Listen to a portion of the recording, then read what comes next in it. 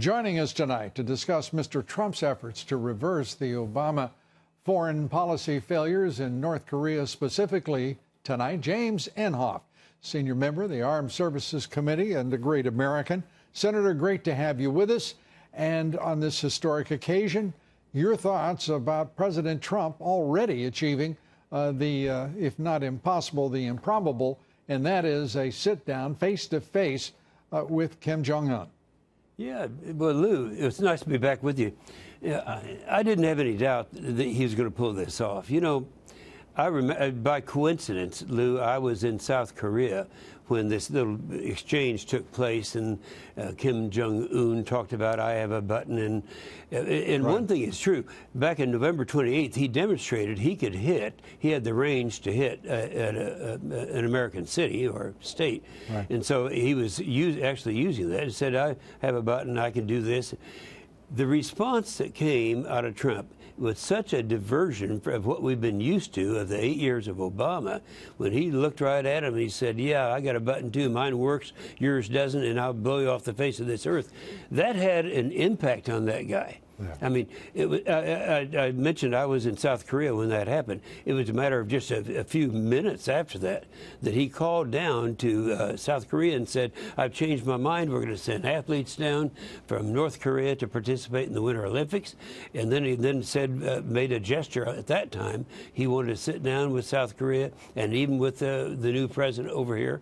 And so at that time, I saw the shock treatment taking place that the whole world is responding to.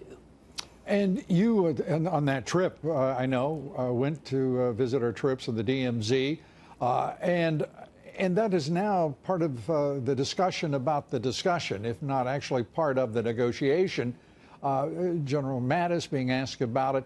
That is reduction of troops, U.S. troops in South Korea.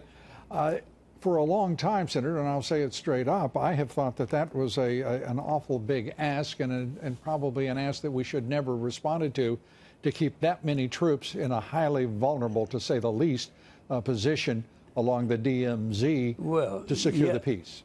Yeah, of course, we got 27,000 troops over there, and, you know, that's a huge presence. Now, I would say this, as they start negotiating, as they start getting into talks, we would be leaving troops there. One of the things I'm sure that Kim Jong-un would like would be a mass exodus of American troops. That's not going to happen because we have other reasons. Look, I was recently in the South China Sea area, and all of our allies down there are watching what China's doing there with the idea that they're preparing for World War III. I mean, big things are happening there. We have to have a presence. But I think the need for a presence insofar as North Korea is concerned, if they're successful, it's not going to have to be those numbers. I think you're right on that. But, you know, and who knows? We have a president who knows what he's doing. And we're not used to that. And we have one that has the respect Senator, of the free world. We haven't been, but I got to tell you, I'm doing, if you will, just my own personal survey amongst friends and folks I talk with every day. This country is getting more used to having President Trump than they ever dreamed possible, many of them. This is a president who is making big changes in attitude. Look, that's true, and it doesn't make any difference where it is. Ukraine, other places where he is reasserting America in its role in a leader in the free world. Right. I mean, we lost that.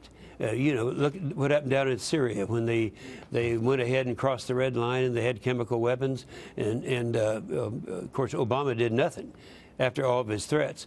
The first time that happened with this president, he blew him up. And so right now, Kim Jong-un knows full well that he's dealing with someone who is capable of anything. And of course, in their minds, the president it's kind of like the presidents are in other countries. They can do anything they want. There are more restrictions here, but nonetheless, he knows he's dealing with someone who can really do him harm and is willing to do it.